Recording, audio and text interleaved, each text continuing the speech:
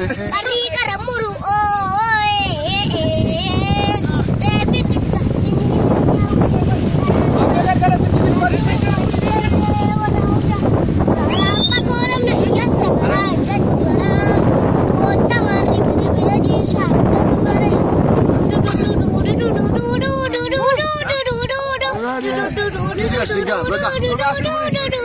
iya bahasa itu